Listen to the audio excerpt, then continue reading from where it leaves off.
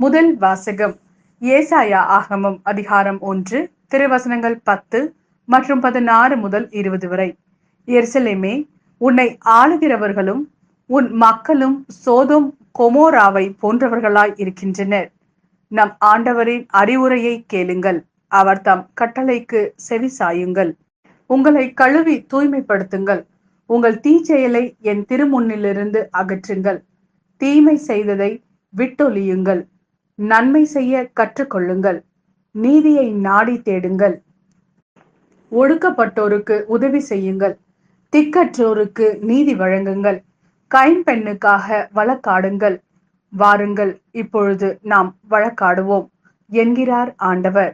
உங்கள் பாவங்கள் கடும் சிவப்பாய் இருக்கின்றன, எனினும் உறைந்த பனி போல அவை வெண்மையாகும். இரத்த நிறமாய் அவை சிவந்திருக்கின்றன, எனினும் பஞ்சை போல் அவை வெண்மையாகும். மனமுவந்து நீங்கள் எனக்கு இணங்கி நடந்தால் நாட்டின் நற்கனியை உண்பீர்கள். மாறாக இணங்க மறுத்து எனக்கு எதிராக கிளர்ந்தெழுந்தால் திண்ணமாய் வாளுக்கு இரையாவீர்கள். ஏனெனில் ஆண்டவர் தாமே இதை கூறினார். இது ஆண்டவரின் அருள்வாக்கு. இறைவா, உமக்கு நன்றி. மத்தேயு எழுதிய நற்செய்தி அதிகாரம் 23 திருவசனங்கள் 1 முதல் 12 வரை. பின்பு இயேசு மக்கள் கூட்டத்தையும் தம் சீடரையும் பார்த்து கூறியது: மறைநூல் அறிஞரும் பரிசேயரும் மோசேயின் அதிகாரத்தை கொண்டிருக்கின்றனர். ஆகவே அவர்கள் என்னென்ன செய்யும்படி உங்களிடம் கூறுகிறார்களோ அவற்றை எல்லாம் கடைபிடித்து நடந்து வாருங்கள். ஆனால் அவர்கள் செய்வது போல நீங்கள் செய்யாதீர்கள், ஏனெனில் அவர்கள் சொல்வார்கள், செயலில் காட்ட மாட்டார்கள். சுமதற்குரிய பழுவான சுமைகளை கட்டி மக்களின் தோளில் அவர்கள் வைக்கிறார்கள்.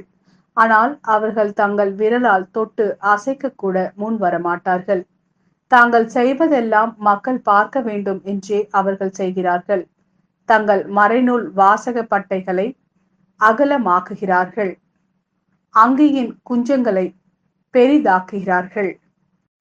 விருந்துகளில் முதன்மையான இடங்களையும் தொழுகை கூடங்களில் முதன்மையான இருக்கைகளையும் விரும்புகிறார்கள். சந்தை வெளிகளில் மக்கள் தங்களுக்கு வணக்கம் செலுத்துவதையும் ரபி என அழைப்பதையும் விரும்புகிறார்கள். ஆனால் நீங்கள் ரபி என அழைக்கப்பட வேண்டாம், ஏனெனில் உங்களுக்கு போதகர் ஒருவரே. நீங்கள் யாவரும் சகோதரர் சகோதரிகள்.